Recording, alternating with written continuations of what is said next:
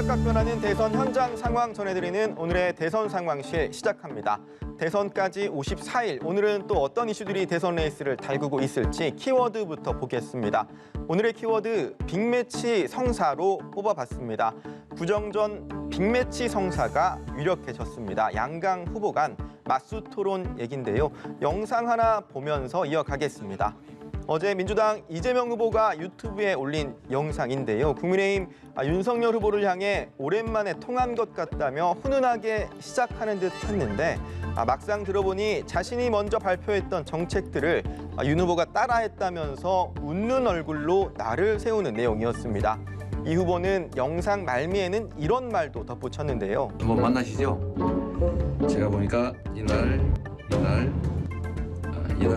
비었는데 한번 시간 좀 내주시면 좋겠습니다.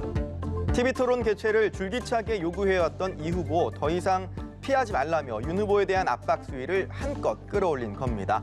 윤 후보 TV토론의 개최를 놓고 비록 선제 타격에는 실패했지만 이 같은 도발에 흔쾌히 호를 외쳤습니다. 마치 이렇게 말이죠. 좋아, 빠르게 가! 민주당과 국민의힘 실무진들이 머리를 맞댄 끝에 양당은 설전 TV토론 개최에 합의했습니다. 다음 달 21일 경제 분야, 25일에는 정치 분야, 3월 2일에는 사회 분야로 예정돼 있는 선관위 주간 법정 토론을 하기 전에 TV토론을 추가로 진행하기로 한 건데요. TV토론 개최가 합의되었습니다.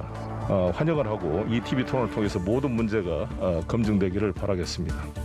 빠르면 빠를수록 좋다 이런 생각합니다. 정확한 내용을 가지고 국민들이 궁금해하는 점을 해소하는 것이 중요하기 때문에 일단 이재명, 윤석열 두 후보 모두 토론에 자신감을 드러내는 상황입니다.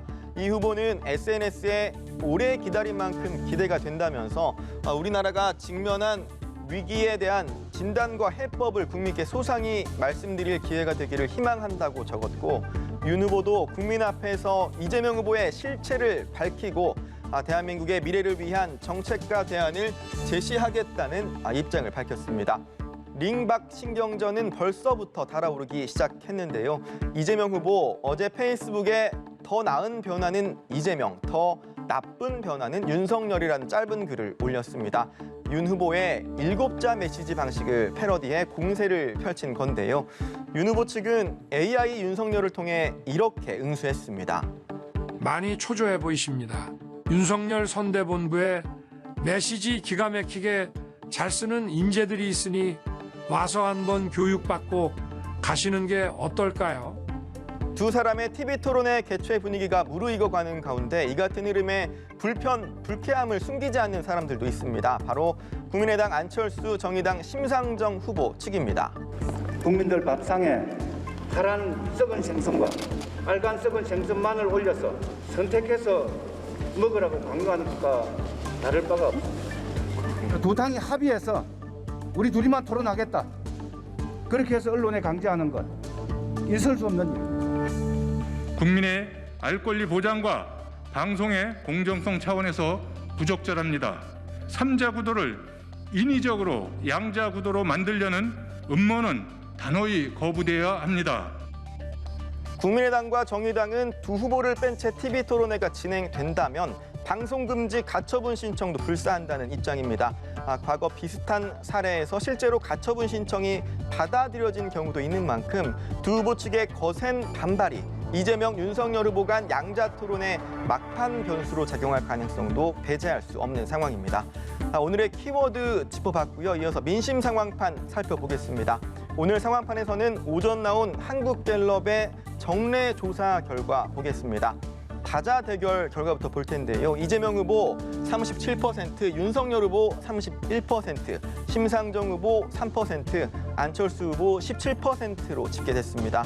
앞선 조사들과 비교한 추이를 보면 이재명, 윤석열, 안철수 후보 모두 지지율이 오른 것으로 나타났는데요. 이 후보는 지난주보다 1%포인트, 윤석열 후보는 5%포인트 오르면서 이 후보와 윤 후보 격차가 오차범위 내로 좁혀졌습니다.